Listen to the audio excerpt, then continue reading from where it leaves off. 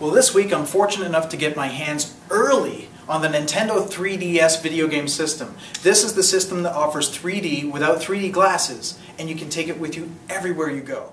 Due out in March, the new system offers touch controls at the bottom and 3D graphics up top. Now, I don't know if it's the small screen or the animated worlds, but the 3D is astonishingly good.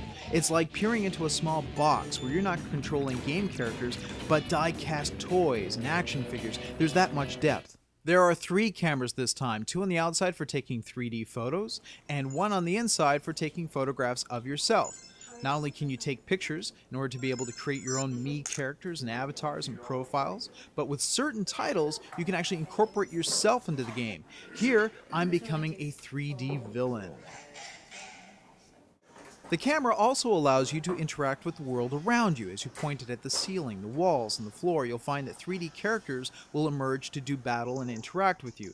In this case, as you may have guessed, I'm battling myself.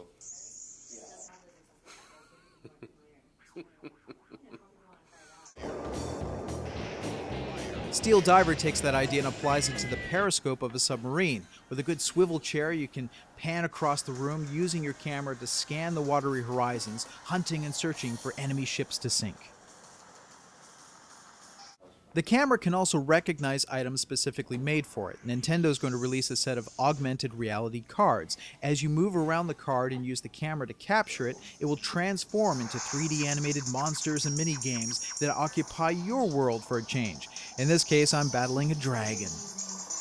Wireless internet connections and parental controls round out the rest of the features for what will be, at $250, a very expensive but impressive device.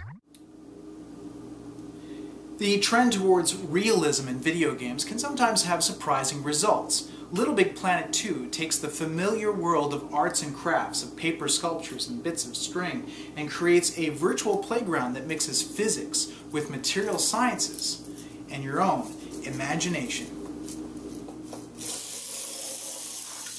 Fetch my tall orange macchiato. Oh. Little Big Planet 2 is still for kids, both big and small, but this time the difficulty level isn't quite as high. You're going to spend less time dying and repeating the same levels over and over again, and more time just exploring the world around you. The tools that they give you to craft and build your own world are certainly a lot easier to pick up, and this time there's a greater focus on creating party-style games that include your friends. Things get a little strange, downright weird, with creepy rideable animals and psychedelic trips. It certainly explores a far more chaotic story than the original. The signature charm can still be found in these guys, Sackbots, funny little fellows you have to lead around and rescue. Little Big Planet 2 is only available for the PlayStation 3, and while it doesn't quite have the magic of the original, it's still a playful mix of physics and fun.